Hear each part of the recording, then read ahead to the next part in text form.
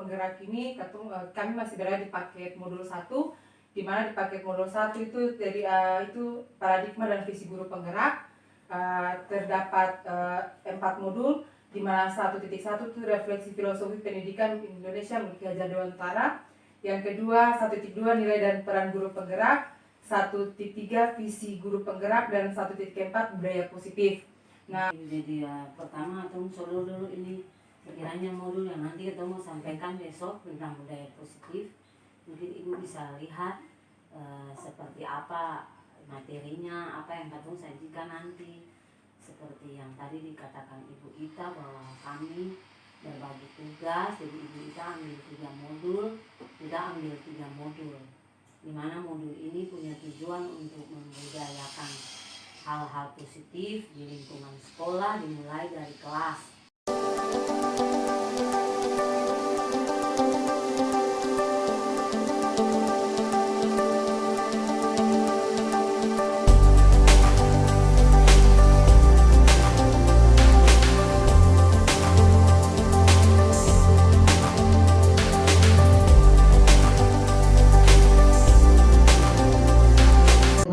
Sesi beta ini berkaitan dengan materi kebutuhan dasar, posisi kontrol guru, dan segitiga restitusi. Dan yang kedua, guru memperoleh pengalaman dan pembelajaran untuk dapat menerapkan konsep tersebut di kelas atau di rumah. Karena anak-anak itu bukan cuma di sekolah, anak-anak di rumah juga bisa kita gunakan apa yang kita peroleh ini untuk diaplikasikan di rumah. Selanjutnya, ya, berkaitan dengan ilusi kontrol. Ilusi kontrol ini hal yang biasanya kita pikirkan, yang biasanya anak pikirkan, bahwa guru dapat mengontrol murid. Itu yang ada di bayangan kita dan seringkali juga ada di bayangan siswa. Yang berikut, bahwa kritik dan membuat orang merasa bersalah dapat menguatkan karakter, sehingga ketika ada masalah kita pakai trik-trik bikin salah dia, kita pakai trik-trik yang menguntungkan kita. Berikut, bahwa semua penguatan positif efektif dan bermanfaat. Jadi semua penguatan yang bagi kita itu, yang dari kita itu kita anggap itu positif dan bermanfaat. Yang berikut, ilusi bahwa orang dewasa itu memiliki hak untuk memaksa, sementara anak itu punya hak, punya kewajiban untuk menuruti. Nah, budaya positif atau ekosistem positif ini berkaitan dengan filosofi Bapak pendidikan kita, Bapak Ki Hajar Dewantara, bahwa kita ambil contoh perbandingan dengan hidup tumbuh-tumbuhan seorang petani. Dalam hakikatnya sama kewajibannya dengan seorang pendidik. Jadi petani itu disamakan dengan pendidik, sementara padinya adalah siswa, tanah adalah sekolah. Nah, yang menanam padi misalnya hanya dapat menuntun tumbuhnya padi. Ia dapat memperbaiki kondisi tanah, memelihara tanaman padi, memberi pupuk dan air, membasmi ulat-ulat, jamur yang mengganggu hidup tanaman padi dan sebagainya. Itu yang biasa dilakukan oleh guru. Guru hanya bisa menuntun, guru hanya bisa menegur, guru hanya bisa menjadi pamong. Tapi untuk membuat dia jadi orang yang sukses lusa itu bukan kontrol guru, itu tidak di bawah kontrol guru. Karena guru diandaikan hanya sebagai petani. Nah, teman-teman, kita lihat kira-kira dari percakapan ini, teman-teman bisa jawab. Kira-kira ini tugas siapa? Guru bertanya, menurut kalian anak-anak, apa tugas utama saya sebagai guru? Dari percakapan itu, apa yang dapat kita simpulkan, teman-teman? Bahwa apakah kita dapat membuat murid belajar? Apakah murid itu dia mau belajar itu semua tergantung dari katung? Nah, silakan berikutnya. Jawabannya tidak bisa. Berikut, keputusan belajar atau tidak itu bukan keputusan guru, tapi keputusan siswa sendiri. Dia yang menentukan, dia sendiri. Karena dia lahir itu dengan dia pun kodrat. Itu yang tadi bilang, si manusia itu lahir dengan kodratnya masing-masing. Kodrat dia untuk menentukan kemauannya sendiri. Dia tidak bisa dikontrol oleh orang lain. Kita sebagai guru hanya bisa berusaha agar siswa kita dapat belajar. Mereka terlihat menyimak pelajaran, tapi sesungguhnya mereka sedang memikirkan hal yang lain. Itu siswa yang terpaksa di bawah kontrol kita. Tapi ada siswa yang sama sekali tidak mau, dia tunduk, dia punya kemauan sendiri. Itu menandakan bahwa kita tidak menentukan keputusan untuk siswa belajar, tapi yang menentukan adalah siswa itu sendiri. Jadi itulah teman-teman, katong bisa paksa siswa di kelas, tapi mari teman-teman sendiri sudah bilang, bikin apa yang bikin siswa itu tertarik. Nah, berikut kita akan masuk dalam dari ilusi kontrol, bahwa kita tidak bisa mengontrol siswa untuk belajar, tapi keputusan kontrol itu ada di bawah kontrol siswa sendiri. Nah, ini berkaitan dengan kebutuhan dasar setiap manusia. Pertanyaan pemantiknya, Ibu Amar, guru wali kelas 2A di SD Pelita Hati, sedang bingung menghadapi pula salah satu murid di kelasnya, Doni. Beberapa anak di kelas 2A telah datang padanya dan mengeluhkan Doni yang seringkali meminta bekal makan siang mereka dengan paksa. Berikut pertanyaan, jika Anda menghadapi situasi seperti Ibu Ambar, apa yang akan Anda lakukan? Menurut Anda, kira-kira apa alasan Doni melakukan hal itu? Iya, Ibu ini silakan. Jadi kalau dulu itu kita di kelas 5 ya, ada seorang jadi preman, ya dia pakai kaki tangan, untuk ambil anak uang. Kemudian bilang semua dikasih tahu Pak Ibu Guru, dan memang betul yang menghadapi akal dan betul yang menuntaskan masalah ini. Jadi kita harus tahu latar belakang dulu itu. Sebenarnya dia nih suka makan tamak-tamak makanan. Ada dua kemungkinan, ada beberapa kemungkinan. Yang pertama mungkin dong hidup kurang-kurangnya, jadi biasanya sempat bawa makanan. Lalu yang kedua mungkin yang disiapkan oleh orang tua itu biasanya suka makan, sehingga dia suka makan tamak-tamak makanan yang dia suka. Itu. Lalu kira-kira ketemu jalan keluarnya apa sih? Artinya yang pertama ketemu harus kasih bimbingan ke anak-anak bahwa ketemu harus berbagi supaya jangan mengurangi untuk perasaan, ketemu itu berbagi. Lalu yang kedua ya, kalau menurut kita pribadi kita panggil dulu kalau mau makan makanya itu. Terima kasih. Iya Ibu. Ya. Berikut Ibu Ita, jadi memang betul itu juga yang dihadapi dalam konteks penegakan disiplin positif. Ibu Ambar sebaiknya mencari tahu alasan. Jadi sama seperti Ibu Emi, cari tahu alasan dulu, jangan langsung labrak sini makanan. Alasan dia melakukan hal tersebut agar bisa mengetahui kebutuhan mana yang sedang berusaha dia penuhi. Nah, berikut. Ya, dari hal itu dapat kita ketahui bahwa kebutuhan dasar manusia itu ada 5. Nah ini 4-5 kebutuhan dasar yang bukan hanya kata orang dewasa punya, tapi siswa juga.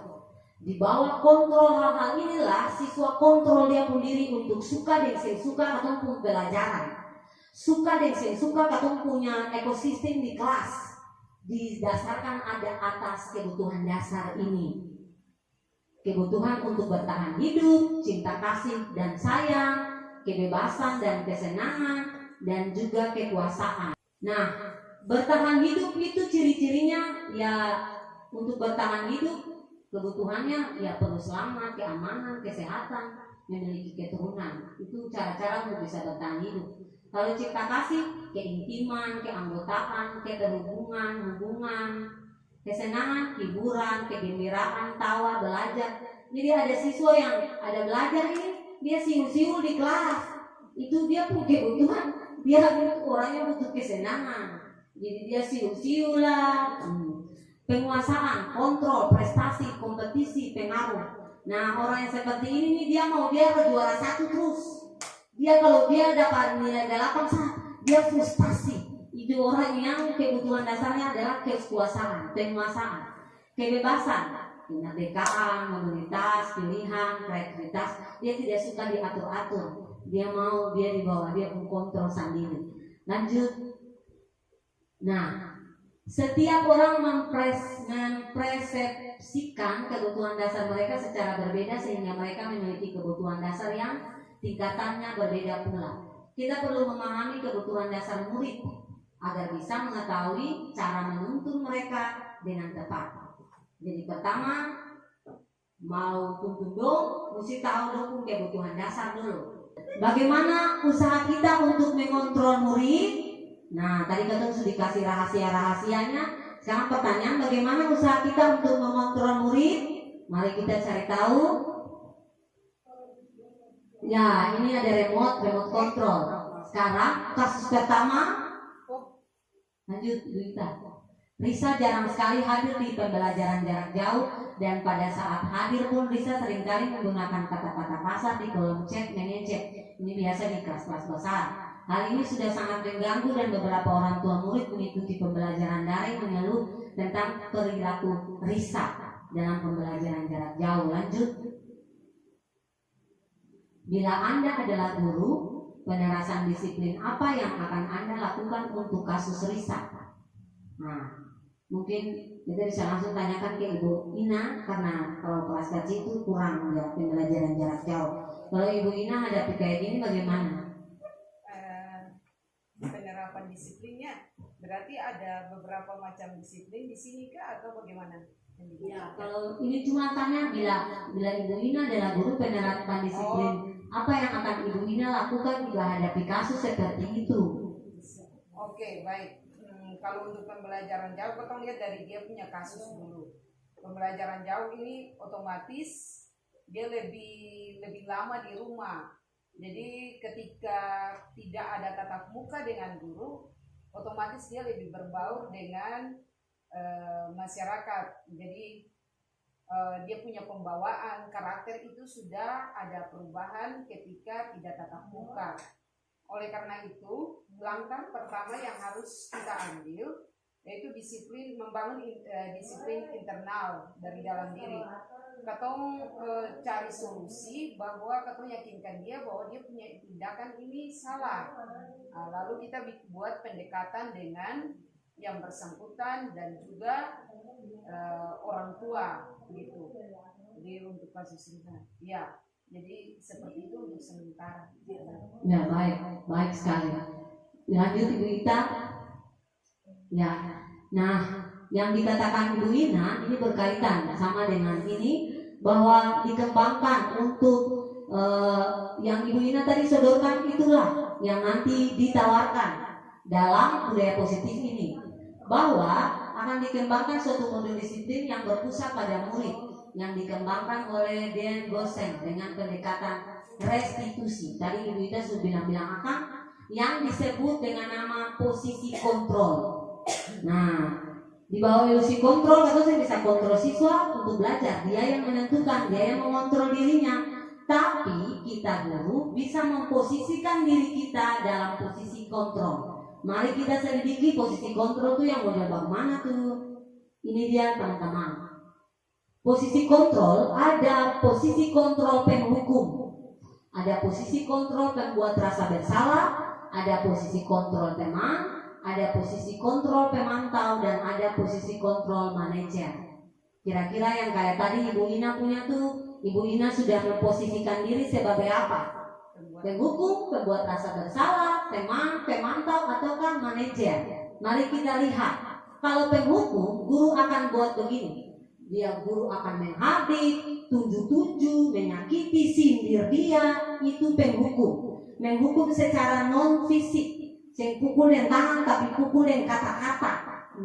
Yang berikut, membuat rasa bersalah, guru akan berceramah. Kalau teman, guru akan membuatkan alasan-alasan untuk murid-muridnya. Kalau pemantau, guru menghitung dan mengukur sejauh mana kedisiplinannya manajer, guru mengajukan pertanyaan-pertanyaan.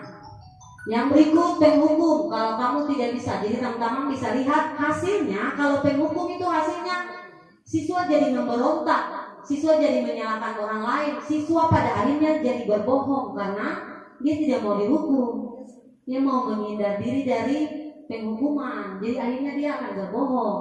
Lalu kalau kita dalam posisi membuat rasa bersalah, pada hasilnya siswa akan menyembunyikan kesalahan, siswa akan menyangkal, siswa akan berbohong.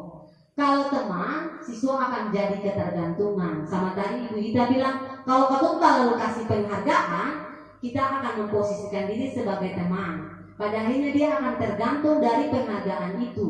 Lalu motivasinya motivasi dari luar, bukan motivasi dari dalam diri. Motivasinya adalah hadiah, bukan motivasi karena kita mau belajar, kita mau berhasil.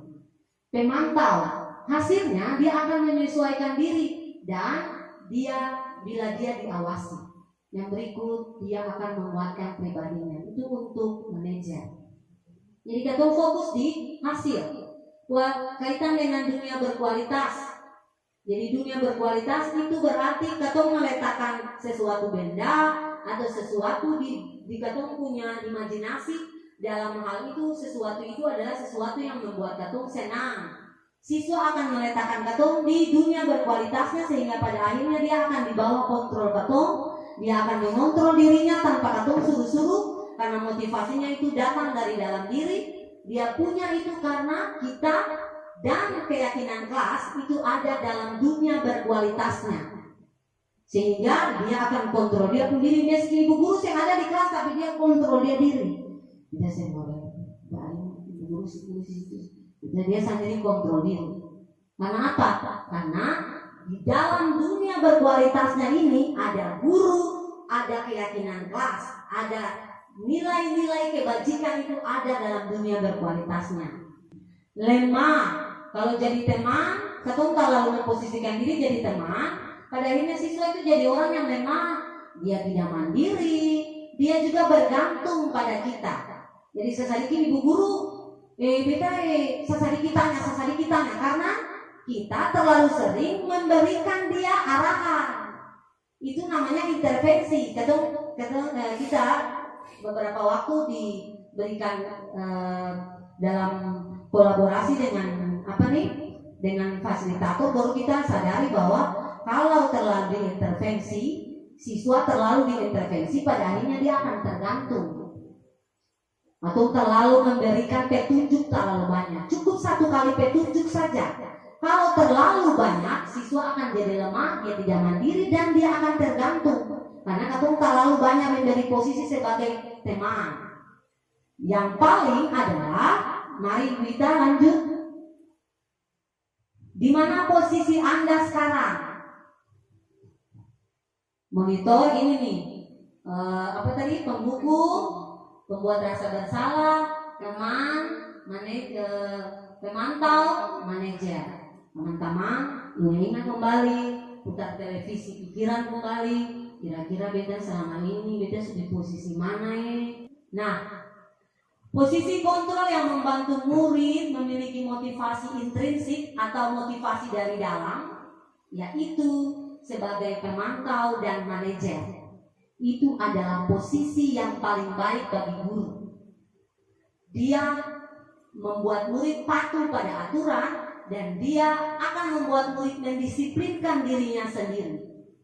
Jadi jangan terlalu banyak jadi teman. Jadi teman itu selak-selaksa. Jangan terlalu banyak, nanti siswa jadi tergantung. Apa yang akan dikatakan guru kalau jadi pemantau?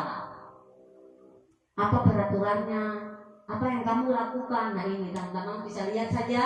Sementara kalau jadi manajer, teman-teman yang dikatakan ini, apa yang kita yakini? Betul kesepakatan kelas bilang apa? Nanti dia sendiri cari tahu, dia sendiri bilang. Itu jadi dalam bentuk pertanyaan-pertanyaan. Kita gali siswa punya motivasi diri itu. Dia cari sendiri solusi pada dia diri, bukan katong yang intervensi, bukan katong yang kasih jalan, tapi dia sendiri yang tentukan.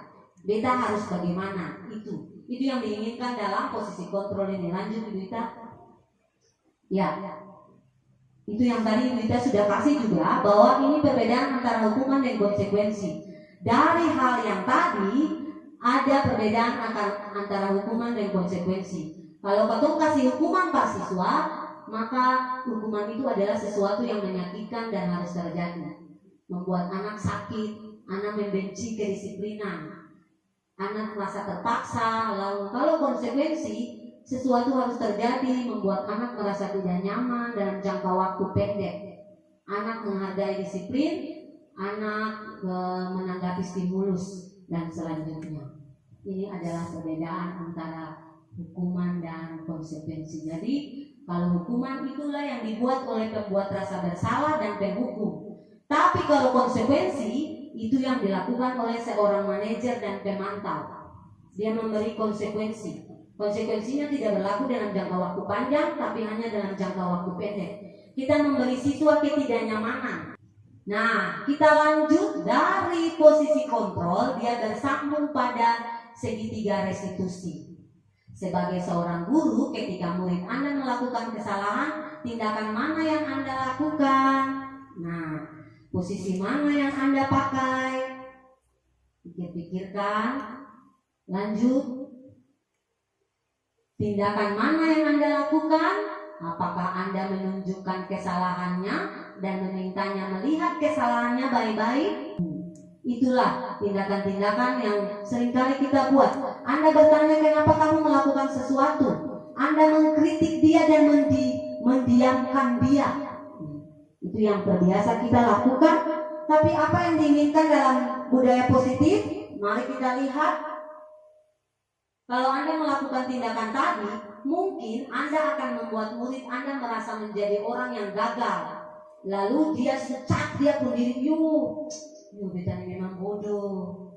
Barang ibu guru suka cat, itu memang pamalas sekolah sampai, beta ini memang pamalas sekolah. Pada akhirnya dia sendiri cat dia sendiri. Dia melabelkan dirinya bahwa saya adalah anak bodoh. Beta ini orang pamalas sekolah. Karena guru terlalu sering berkata yang demikian, pada akhirnya siswa akan mencap dirinya, menjadikan dirinya bahwa dia orang gagal. Mari kita lihat.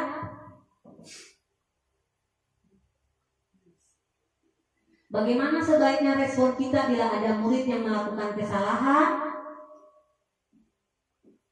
Bagaimana ya? Nah, kita akan melakukan yang namanya restitusi. Teman-teman, ini mungkin kata baru yang teman-teman baru pernah dengar. Mari kita lihat restitusi itu di model bagaimana. Silakan, Berita. Restitusi adalah cara menanamkan disiplin positif pada anak. Disiplin model bagaimana tuh?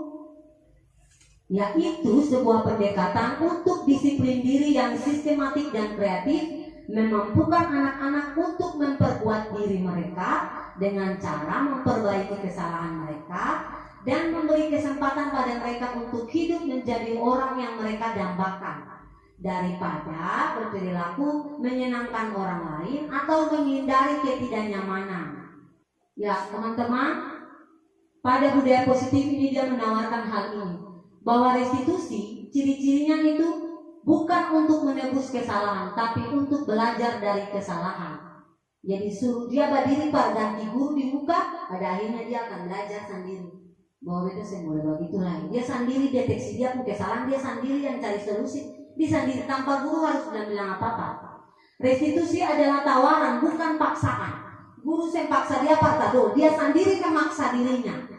Restitusi menuntut untuk melihat ke dalam diri, tanpa harus orang yang cari tahu dia punya kesalahan. Restitusi mencari kebutuhan dasar dan mendasari tindakan. Restitusi diri adalah cara yang paling baik. Restitusi diri adalah mengoreksi diri sendiri.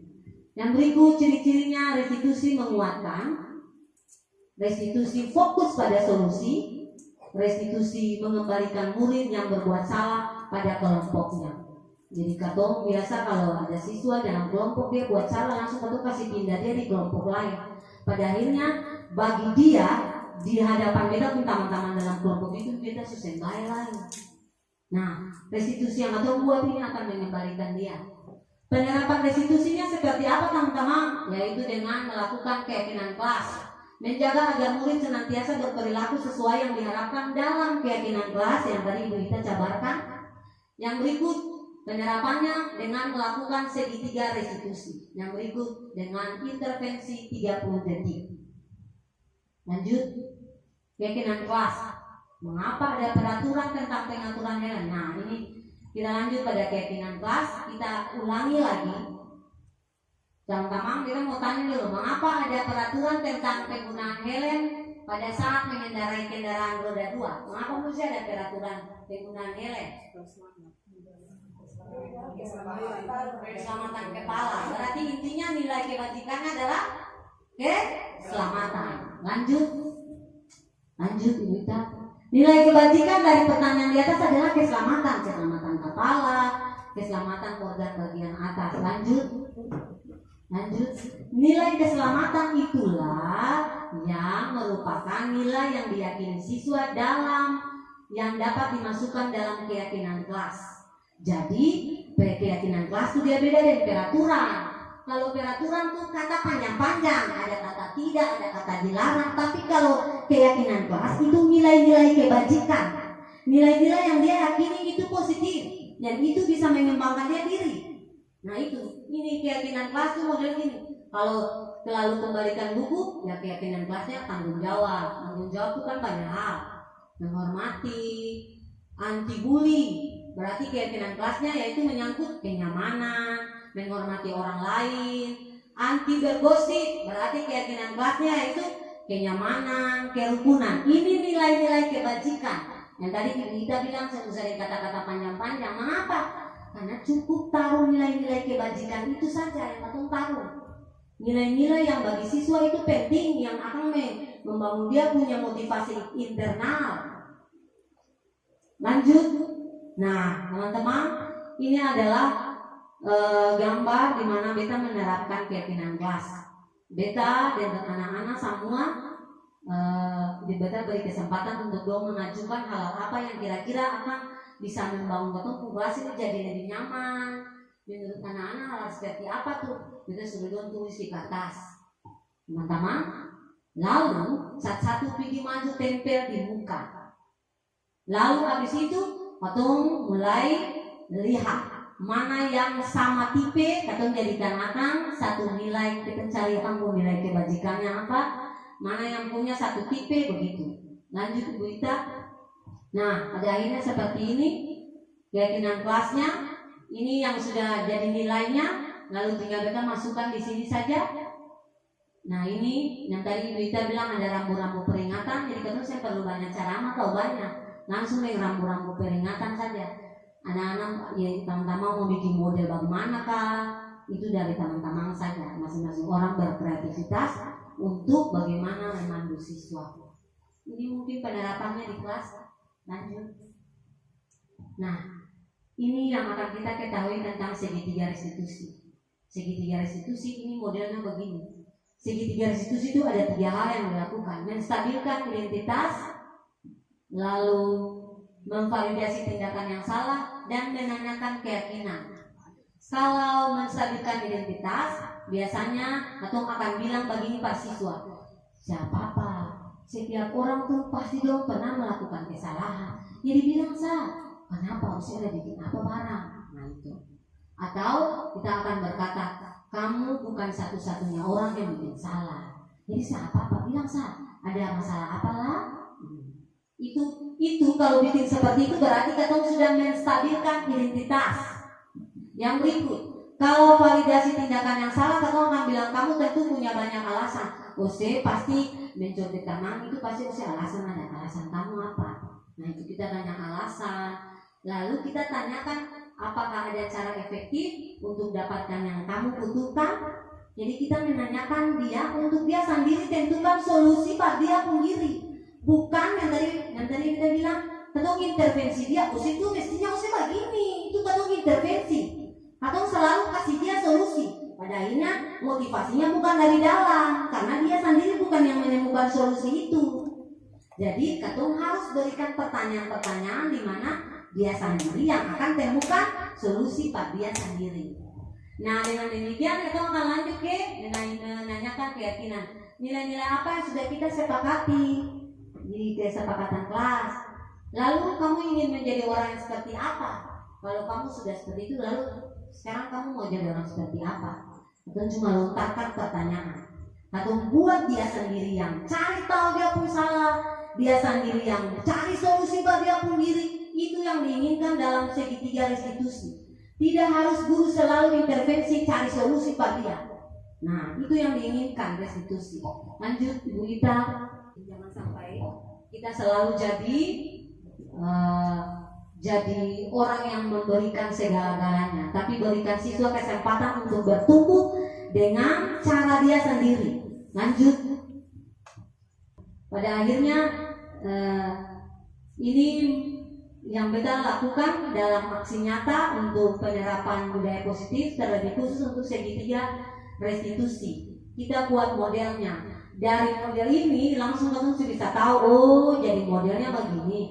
Lalu pada akhirnya beta, ibu kita dan teman-teman CGP yang lain bisa langsung aplikasikan di kelas. Jadi kadang saya perlu intervensi, kadang cuma anak saja, lihat saja.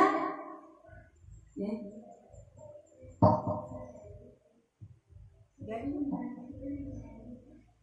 Baiklah, jika sudah selesai, segera selesaikan tugas kalian.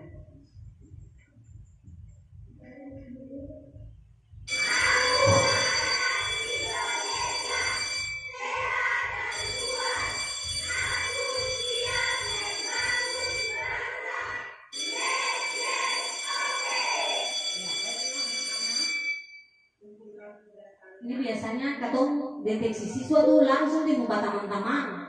Itu juga berbahaya. Mesti kasih dong sendiri deh katong, karena terkadang anak-anak itu dong jadi down, lalu dong cap dong pun diri gagal dan sebagainya, itu karena katong sedikit malu-malu dong di muka orang. Nah, ini yang harus kita lakukan, membiarkan semua anak-anak keluar. Pada akhirnya dia sendiri tahu dia salah, dia sudah duduk murung. Dia yang pasti dia bisa keluar, karena ibu guru sesuruh kumpul pekerjaan, dia pun pekerjaan selesai.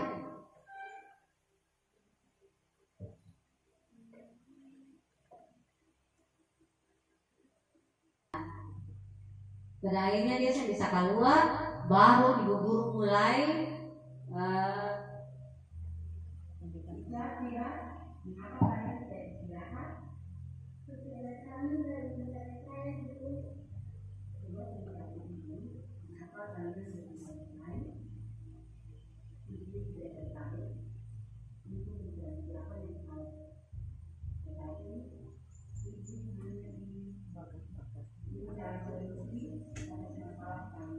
jadi seperti itu. Ibu kita bisa lanjut.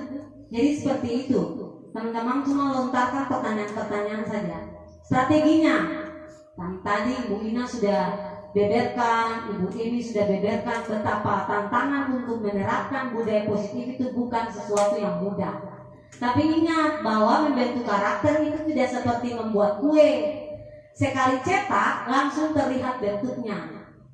Membentuk karakter itu butuh proses lama, perlu keyakinan, perlu kesabaran, perlu komitmen, integritas untuk berpegang teguh pada keyakinan positif yang berlaku, yakin dan tetap teguh pada keyakinan itu namanya integritas. Kepemimpinan dalam menjalankan tanggung jawab ini tanggung jawab, dan ini hal positif, ini yang kita mesti bikin. Stop dengan hal-hal itu yang terus yang di dalam telinga. Tetap konsekuen terhadap setiap konsekuensi. Jangan konsekuensi itu cuma berlaku satu hari itu, besok lain akan susah berlaku, atau berlaku cuma pada anak ini, pada anak lain itu bahaya. Teman-teman, mari dari segitiga restitusi itu baru kita bikin intervensi 30 detik. Intervensi apa tuh? Intervensi dari siswa. Apakah tugas kamu saat ini? Itu yang nanti tanyakan kalau sampai sudah mengalami segitiga restitusi, dia belum buat kapol lain, dia belum timbul motivasi internal lain, maka kita harus masuk pada intervensi 30 detik. Pertanyaan-pertanyaan seperti ini yang mungkin bisa kita tanyakan untuk siswa sendiri merestitusi dirinya.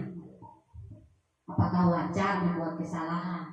Si bisa kasih perbaiki akal. Nah, jadi ingat teman-teman, katong ini hanya bisa mengontrol diri sendiri. Katong tidak bisa kontrol orang lain. Karena itu teman-teman, jangan bikin barat hati, jangan bikin barat pikiran. Mari katong fokus saja pada apa yang katong bisa kontrol, pada apa yang katong bisa lakukan.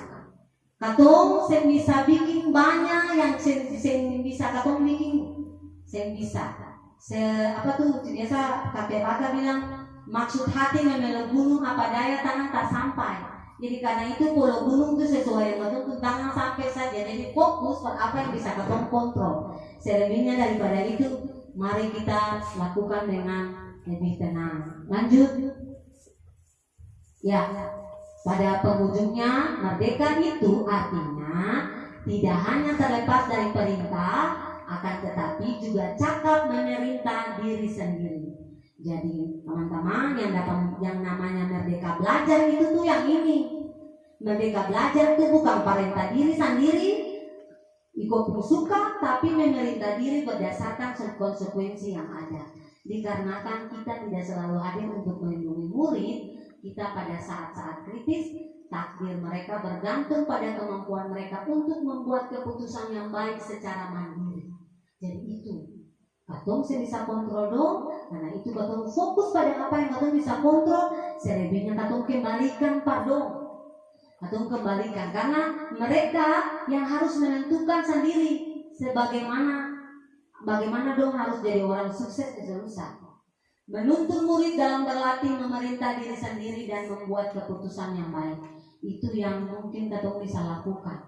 Dan pasti kerjasama dengan Tuhan itu paling baik. Jadi supaya katong koordinasi dengan anak-anak jadi mantap, mari katong koordinasi dengan pemilik hidup anak-anak. Lanjut. Nah, lanjut pada tanya jawab. Mungkin ada yang ingin ditanyakan teman-teman? Sekali lagi kita berikan apresiasi atas penyajian materi yang sangat menarik. Lalu yang berikut, kalau bisa materinya juga di-share kepada katong semua supaya katong bisa melihatnya lebih jelas gitu.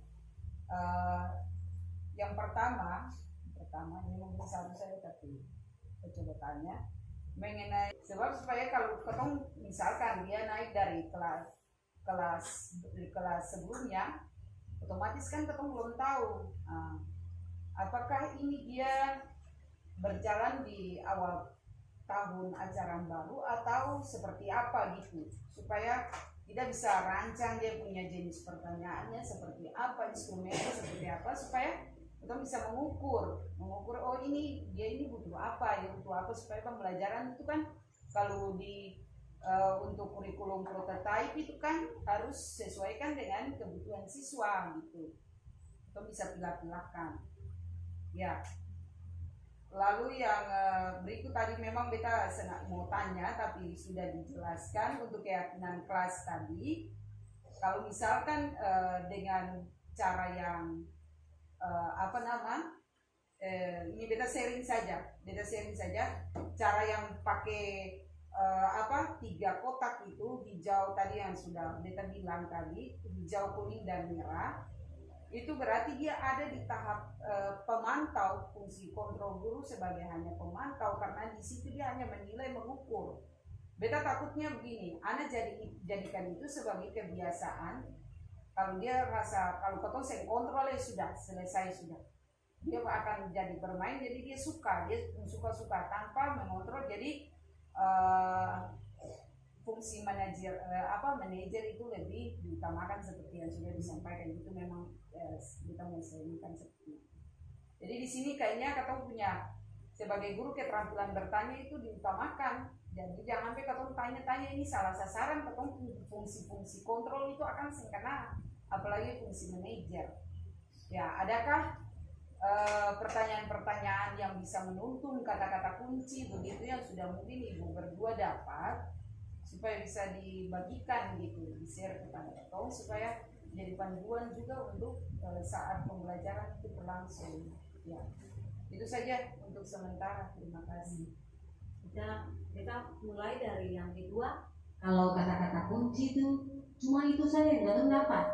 Jadi namanya merdeka berarti masing-masing orang tinggal dia bagaimana dia terapkan. Yang penting atau ingat bahwa atau tanya anak keyakinan apa yang dia sudah atau kelas model apa yang masih mau, yang masih ingin, atau tanya sesuaikan dengan apa yang dia kasus, sesuai dengan tindakan yang dia buat. Kalau untuk kunci-kuncinya itu betul saya dapat yang disajikan inilah yang kita dapat. Tapi tidak semua pertanyaan itu harus ketemu yang berikan, disesuaikan dengan kondisi anak saat dia melakukan kesalahan. Lalu yang mengenai yang pertama, kalau asesmen non kognitif itu dirasa itu untuk katong mengetahui gaya belajar siswa, kebutuhan siswa dalam menerima pelajaran, sehingga katong bisa menentukan ekosistem belajar model bagaimana yang bisa membangkitkan semangat belajar siswa. Tapi kalau pertanyaan-pertanyaan atau tadi Ibu bilang apa ya kamu? Maksudnya kebutuhan siswa misalnya. Ya. Kalau kebutuhan yang ini itu untuk katong bantu deteksi siswa punya kesalahan. Jadi kalau untuk menentukan kebutuhan pada awal dengan non kognitif itu untuk proses belajar, itu untuk kegiatan proses belajar mengajar. Tapi untuk kebutuhan ini itu untuk pribadi siswa, ke siswanya. Dia kalau terlalu sibuk dengan tak mampu urusan ini, anak ini kebutuhannya apa? Dia ini suka, pokoknya hal-hal yang terlalu menonjol yang bikin onar di kelas, yang bikin katong dengan anak-anak jadi tidak nyaman. Hal itu yang akan katong deteksi dengan kebutuhan yang tadi. Tapi kalau untuk proses belajar, maka atau mau cari tahu anak pun gaya belajar kah, mau cari tahu anak itu dia mau belajar itu bagusnya tuh dengan fokus kah, secara visual kah, dia tuh lebih bagus tuh dengan ceramah kah, atau dia mau tuh dengan musik, dengan kuis, dengan permainan dulu kah. Nah itu untuk ciptakan ekosistem pembelajaran yang nyaman. Nah itu kalau atau buat diagnosis, asesmen diagnosis di awal tahun pelajaran.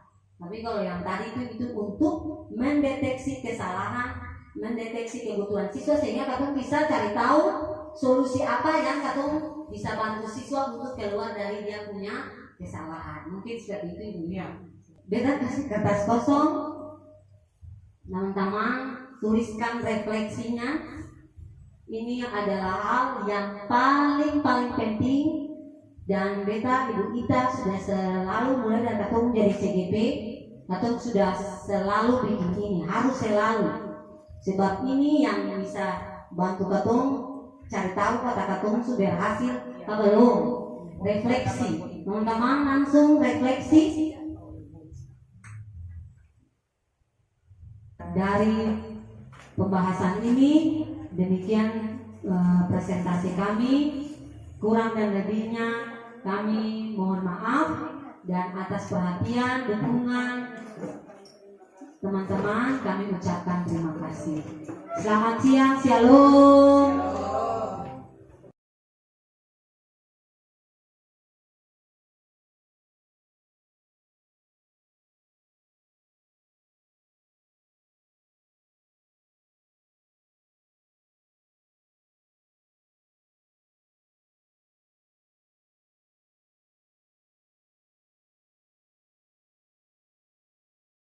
Raya itu harus dipasang rambu-rambu lalu lintas. Arti itu menyambut dengan keselamatan. Bagus sekali. Nah sekarang bagaimana, mengapa orang harus buat peraturan untuk menggunakan masker, harus cuci tangan?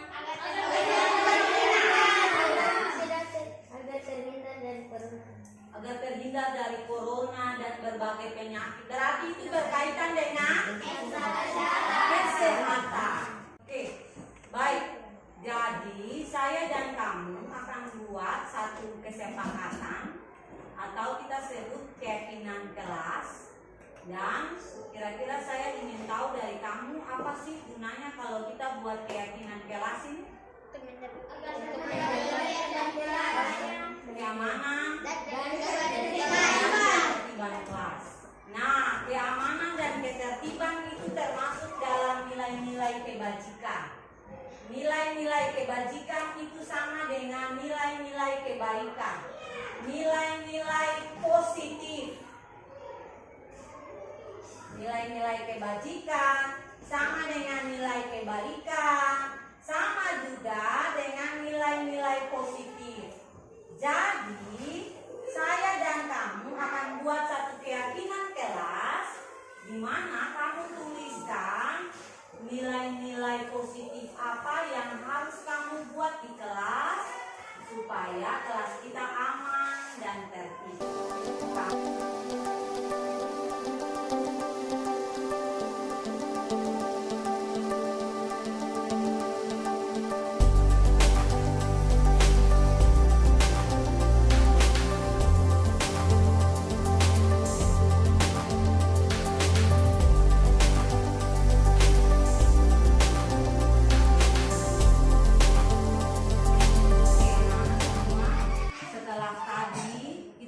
Buat keyakinan kelas dan saya sudah menuliskannya di kertas ini, tinggal kamu tempelkan untuk jadi bahan yang bisa kamu lihat setiap hari untuk mengingatkan kamu tentang keyakinan kelas kita.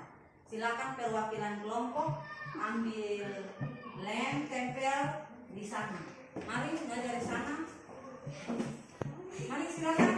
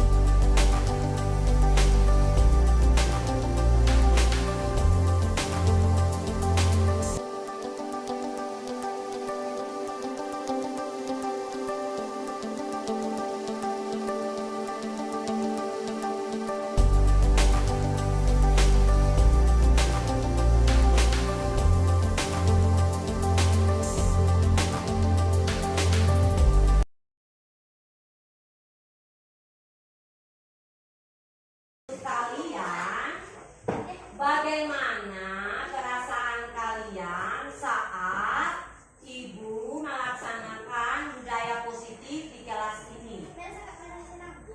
Merasa senang. Apalagi? Bagaimana perasaan kamu saat ibu guru menjalankan budaya positif berupa keyakinan kelas, menggalakkan rambu-rambu peringatan di kelas kita? Bagaimana perasaanmu saat menjalankan budaya positif ini? Ya, Simon? Dalam kelas tetap tertib dan diam.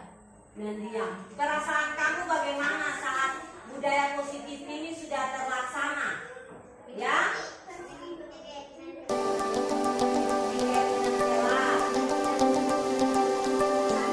Tidak diberi sanksi.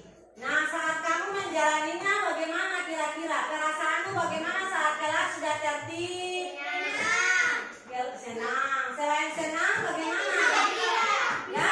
Gembira. Apalagi sayang?